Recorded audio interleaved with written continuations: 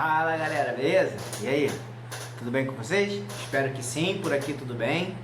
Então vamos aqui mais uma semana aqui da nossa videoaula, continuando aí nossos conteúdos. Então vamos lá, ó. Vocês vão abrir aí o livro de vocês. Só conferir como é que é. Vocês vão abrir o livro de vocês hoje na página...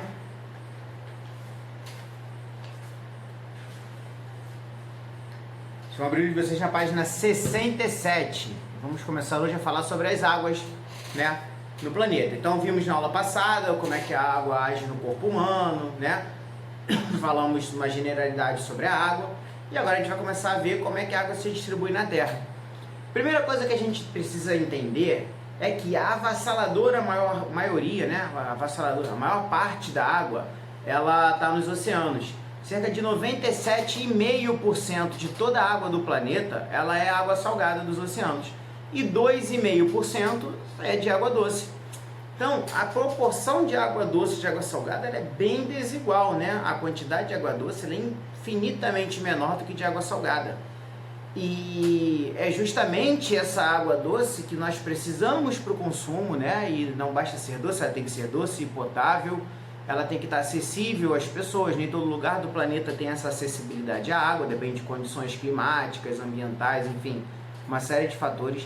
E é justamente essa menor quantidade de água que nós mais poluímos.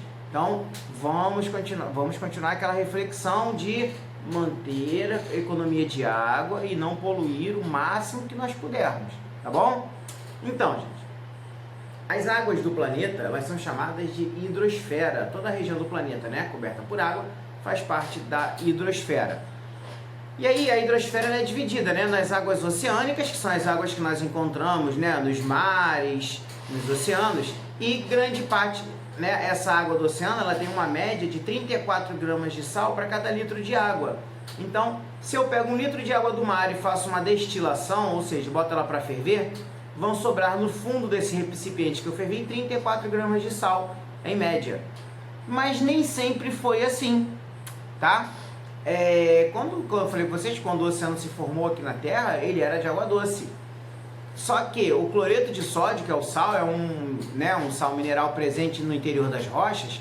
Conforme a água vai subindo pelas rochas para formar as nascentes, conforme as ondas oceânicas vão batendo pelas rochas, elas vão dissolvendo esse cloreto de sódio.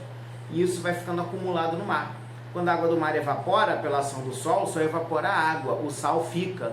Então a quantidade de sal do oceano vai cada vez sendo maior, tá? E aí, em alguns lugares no oceano, né, essa água, a temperatura dela ela vai variar muito. Você pode ter, né, água oceânica com temperaturas de 0, próximo a 0, ou até abaixo de 0 nas geleiras. E você pode ter água oceânica em altas temperaturas. Por exemplo, existem vulcões subterrâneos, né? Aliás, subterrâneos, vulcões debaixo da água, subaquáticos. E esses vulcões, quando entram em erupção embaixo do oceano, né? A lava do vulcão, ela troca muito calor com a água. E aí a água do oceano fica muito aquecida, podendo passar de 100 graus. Professor, mas a 100 graus a água não entra em ebulição? Mas a massa de água que tem em cima dela acaba trocando energia e essa água não entra em ebulição. Esses vulcões acontecem em grandes profundidades. Então a água no oceano ela pode variar de centenas de graus acima de 0, como alguns graus abaixo de 0 também, tá? Então, dando continuidade aí, nós temos também água, então nós temos águas oceânicas, temos as águas atmosféricas. O que é água atmosférica? É o vapor de água que está circulando na atmosfera do planeta. A ação do Sol, né, a energia solar, ela vai aquecendo as águas de rios, lagos, lagoas, do oceano e dos mares, e essas águas vão evaporando. E essa água que evapora, esse vapor de água, quando ele atinge altas temperaturas na atmosfera, ele sofre condensação, volta para o estado líquido. Então, tanto vapor de água quanto gotículas de água fazem parte da água atmosférica. Nós conhecemos essa água atmosférica como umidade relativa do ar. Vocês, quando escutam previsão do tempo, veem em algum site, aplicativo, vocês escutam assim, hoje a umidade relativa do ar está em 80%. O que é isso? É a quantidade de água que tem no ar. São as águas atmosféricas, né? E temos também as águas continentais, que são aquelas que estão sobre os continentes. Por exemplo, uma lagoa, uma cachoeira, um rio, né? Poças d'água, lagos de água parada. Essas são águas chamadas de águas continentais, né? Essas águas continentais, a maior parte delas fica acumulada não em cima do solo, mas abaixo do solo. Conforme acontecem as chuvas, a água ela vai penetrando no solo, ela vai sendo filtrada, né? O solo, a areia vai filtrando a água, como nós vimos, lembra na estação de tratamento de água, que a água passava por um filtro de areia, carvão e tudo mais? Então, ela vai sendo filtrada e quando chega em regiões mais profundas da crosta, ela encontra uma rocha impermeável, que a gente chama de rocha-mãe. Ali em cima da rocha-mãe, essa água fica acumulada e a gente chama isso de lençol freático. Quando esse lençol freático tem proporções muito grandes, esse lençol freático passa chamado de aquífero.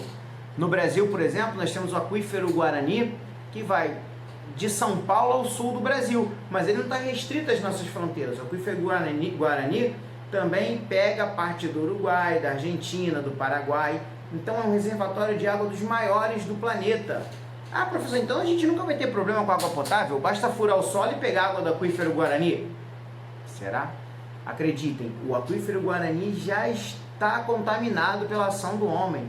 Como que pode contaminar o aquífero Guarani, professor? O aquífero Guarani e outros, né? A poluição do solo faz o que acontece? O solo poluído, né? Produtos químicos, agrotóxicos, enfim. Quando essa chuva acontece e essa água vai filtrando pelo solo, ela leva também os poluentes com ela. E aí o ser humano, né, gente, a gente consegue se superar em certas coisas, nós conseguimos poluir os aquíferos.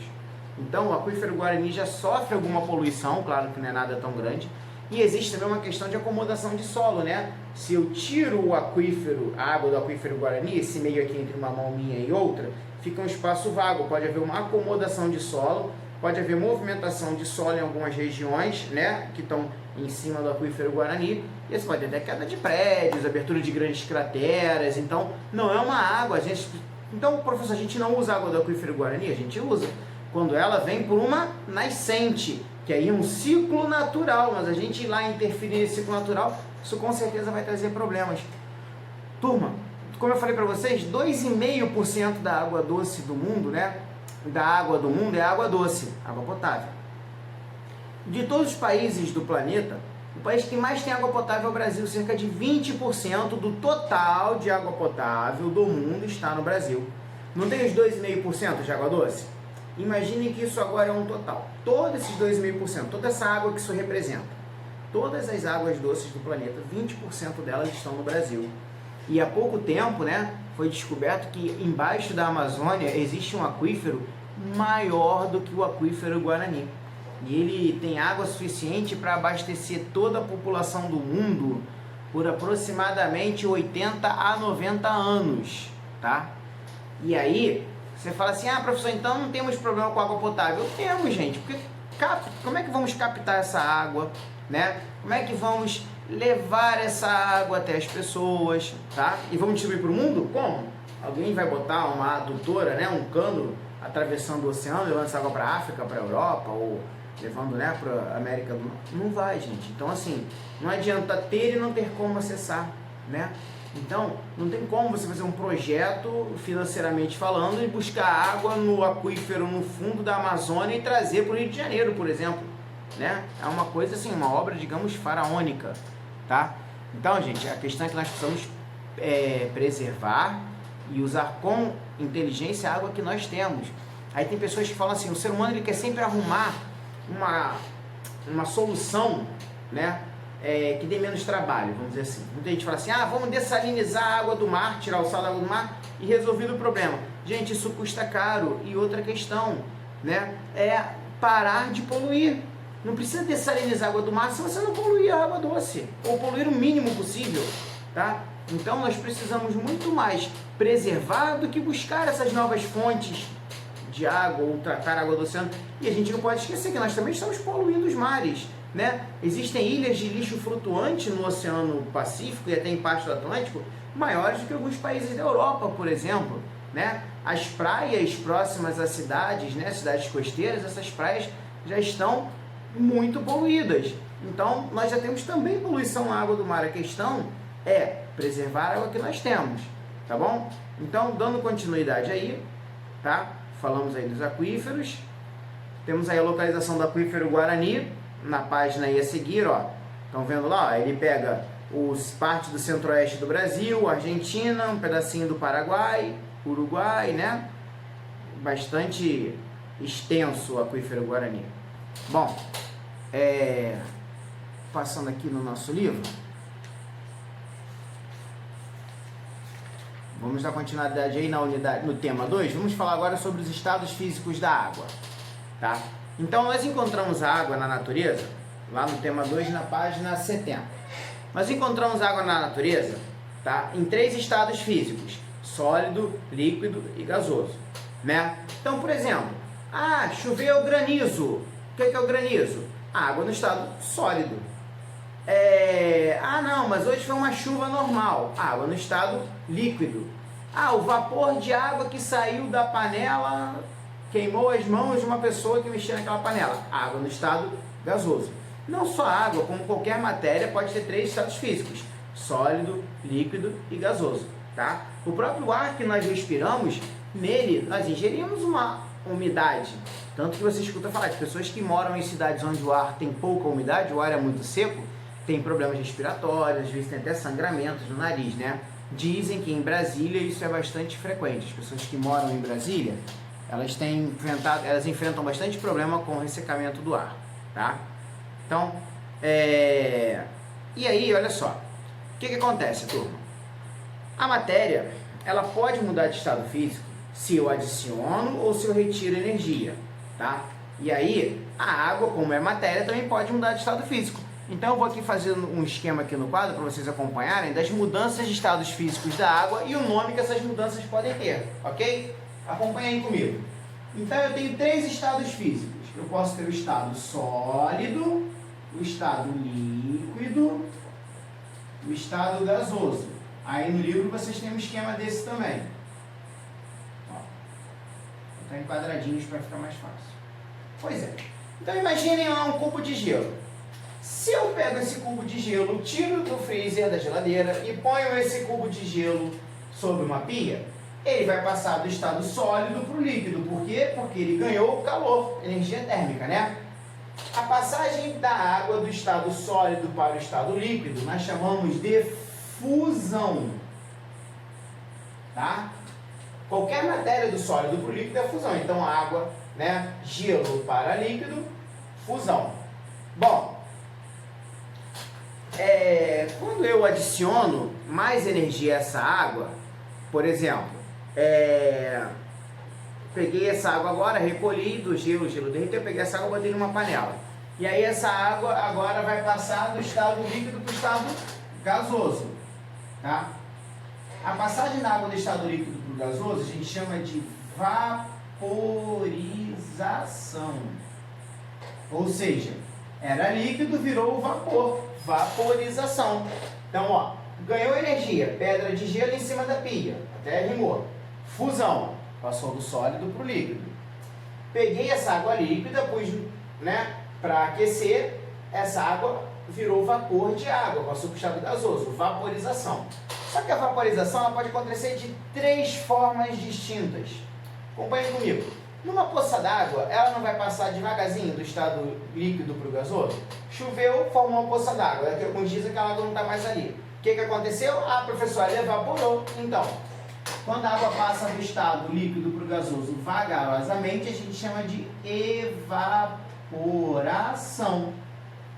Ela evaporou. Se eu abro por exemplo, um vidrinho de acetona, rapidamente aquele cheiro de acetona se espalha pelo ar. Por quê? Porque a acetona está evaporando. Ela está passando do líquido para o estado gasoso. E aí no gasoso ela se espalha mais fácil, tá?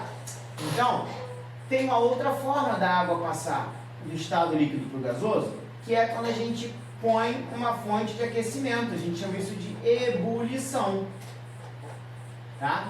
Então, por exemplo, alguém cozinhando arroz, botando água para ferver no fogão, a água começa a passar do estado líquido para o gasoso soltando bolhas. Então, ebulição é uma passagem média.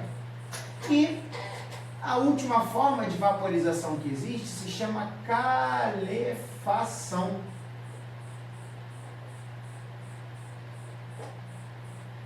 Né? Como é que é a calefação? É quando ela passa muito rápido do estado líquido para o estado gasoso. Então, por exemplo, eu tenho uma panela muito quente no fogão, pego uma gotinha de água e jogo nessa panela. Parece até quando está fritando hambúrguer, faz tsh. Ou então, quando vocês tem alguém fritando hambúrguer, alguma coisa assim, né? Você vê que tem umas gotinhas de água que ficam tipo dançando ali em cima, né, dessa chapa. O que que é isso? Ela está sofrendo calefação, ela está passando muito rápido do estado líquido para o gasoso. Beleza? Se eu pego vapor de água, né, seja da atmosfera ou seja de uma panela fervendo no fogão, e abaixo a temperatura, essa água no estado gasoso, ela volta para o estado líquido. A volta do estado gasoso para o líquido eu chamo de condensação. Só uma curiosidade, gente, o leite condensado tem esse nome porque ele passa por um processo de condensação. Primeiro o leite é fervido, aí a água é retirada, o vapor de leite é recolhido e esse vapor de leite é esfriado. Então o vapor de leite sofreu o quê? Condensação. Por isso que ele se chama leite condensado. Agora vocês já sabem, né, como é que funciona isso aí. A passagem do gasoso para o líquido também pode ser chamada de liquefação, mas a gente não vai usar esse termo agora, bom? Então, se eu pegar essa água agora no estado líquido e banho ela, por exemplo, num freezer, ela vai passar do líquido para o sólido. E aí eu vou chamar isso de solidificação. Ou seja, passagem do líquido para o sólido. Então, ó, por aquecimento, repetindo, ó, sólido para o líquido, fusão, né, gelo para o líquido. Líquido para o gasoso, vaporização, que pode ser de três formas. Evaporação, quando é lento, ebulição, quando é mais ou menos, tipo dentro de uma panela, ou calefação, quando é muito rápido, tá? Peguei vapor de água, né? Por exemplo, estava fazendo arroz, quando está quase pronto o arroz, a gente não bota a tampa na panela? Na tampa da panela não se formam várias gotículas de água? Porque o vapor de água tocou na tampa da panela, que estava a uma temperatura menor, e a água voltou para o estado líquido. Então ela sofreu condensação. Gasoso para o líquido, condensação. E se eu pego essa água líquida e ponho lá no freezer de novo, ela passa para o sólido, e aí eu chamo isso de solidificação. Tá? Existe ainda, turma, mas aí não acontece com a água, uma mudança chamada de sublimação, tá? O que é sublimação? É quando a matéria ela passa do estado sólido para o estado gasoso sem passar pelo líquido, tá? É uma passagem direta. Alguns materiais são capazes de fazer a sublimação. Então vou botar aqui para vocês verem, ó. A matéria quando passa do estado sólido para o estado gasoso sem passar pelo líquido, tá? Chama sublimação. Assim como quando ela está no estado gasoso e volta para o sólido, sem passar pelo líquido, você pode chamar também de sublimação ou ressublimação. Ressublimou. Tá? Um exemplo de matéria que faz sublimação, sólido para gasoso, são as bolinhas de naftalina. Muitas pessoas compram bolinhas de naftalina no mercado para poder colocar em armário, tirar umidade, cheiro de umidade, às vezes a gente usa para espantar baratas. E aí você pega a bolinha de naftalina, põe lá no armário, num cantinho da casa, e dali um tempo essa bolinha de naftalina sumiu. E aí, o que aconteceu? Na verdade, a naftalina sólida, ela passa para o gasoso sem passar pelo líquido. Entenderam? Então a gente diz que a naftalina sofreu sublimação. Se eu pegasse o vapor de naftalina, claro que dentro de casa não dá para fazer isso, em laboratório. Pegasse o vapor de naftalina, baixasse a temperatura, eu traria ela para o estado sólido de novo, mas ela não ficaria líquida. E aí eu estaria fazendo ressublimação. Beleza? Agora nós vamos lá no tema 3, na página 72. Vamos falar agora sobre o ciclo da água. Então, gente, ciclo, o nome já diz, né? É algo que não tem um início e não tem um fim. É algo contínuo, tá? Então, quando a gente escuta falar que a água na Terra vai acabar, isso é um grande erro, tá? A água na Terra, ela não vai acabar porque ela participa de um ciclo, o ciclo da água. E é isso que a gente está estudando agora. O que está acabando na Terra, né, é a água potável. Por quê? Por causa de poluição, alteração ambiental, Mas a água na Terra, total de água da Terra, não vai acabar, tá bom? E como é que funciona esse ciclo da água? O ciclo da água, para acontecer, ele passa pelas essas mudanças de estado físico, tá? Principalmente evaporação e condensação, são as duas principais partes do ciclo da água. Olhem aí na página 74 do livro de vocês, o esquema que nós temos aí, tá? Vamos acompanhar aí comigo. Deixa eu só mudar minha página aqui. Tá? Então, como é que vai acontecer aí esse ciclo da água? A água do mar, a água do rio, a água da poça d'água, a água dos seres vivos, ela, por ação da energia solar e do calor, né? Essa água, ela vai sair do estado líquido para o estado gasoso, então ela vai sofrer evaporação, tá? Esse vapor de água, essa evaporação só evapora a água. Lembra que eu falei lá no oceano, evapora a água, o sal fica. Então a água da poça que fez na rua da sua casa depois da chuva, a água do solo, a água do rio, do lago, toda essa água, ela está sempre evaporando e indo para onde? Para a atmosfera. Faz parte das águas atmosféricas. Beleza. E professor, como é que a gente perde água? Nós perdemos água no suor, nós perdemos água na respiração, né? Se você estiver dentro de um carro com os vidros fechados em um dia frio, os vidros ficam logo nublados. Por que eles ficam nublados? O vapor de água da nossa respiração, quando encontra o vidro gelado do carro, volta para o estado líquido.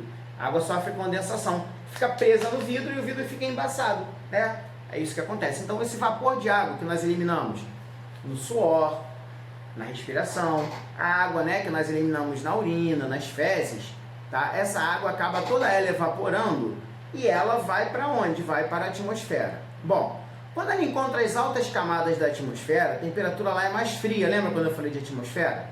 Então essa água nas altas camadas, ela sofre condensação. Mas se a temperatura for muito baixa, após sofrer condensação, essa água pode sofrer também solidificação.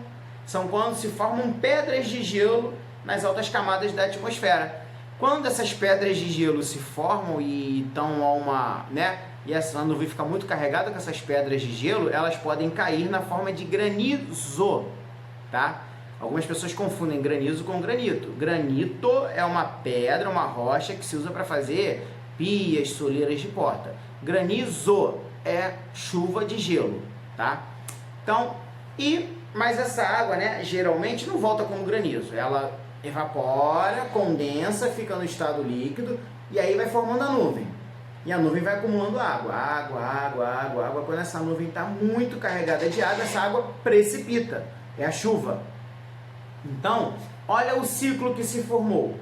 Ela evaporou dos rios, dos lagos, dos mares, dos oceanos, de todos os seres vivos, tá? E ela foi para a atmosfera. Na atmosfera ela condensou e ela caiu novamente, né? Condensou, caiu sob a forma de água líquida, chuva. E aí ela vai evaporar de novo, vai chover de novo, ela vai evaporar e vai chover. Por isso é um ciclo, o ciclo da água, tá bom? Então, e sempre se lembrem, quando ela evapora, evapora só ela, as impurezas ficam, tá? E se não fosse assim, imaginem, um lago muito poluído por esgoto, aquela água evaporaria e levaria resíduos de esgoto junto e a chuva não ia ser nada legal, nada agradável, tá? Ah, professor, então por que a água do lago nunca acaba? Se o lago está poluído e está evaporando, por quê? Porque está evaporando e está chovendo, né? Então a água está indo e está vindo. Mas ela não necessariamente, gente, vai cair no mesmo lugar que ela evaporou. As correntes de ar atmosféricas vão levando essas águas para outros lugares.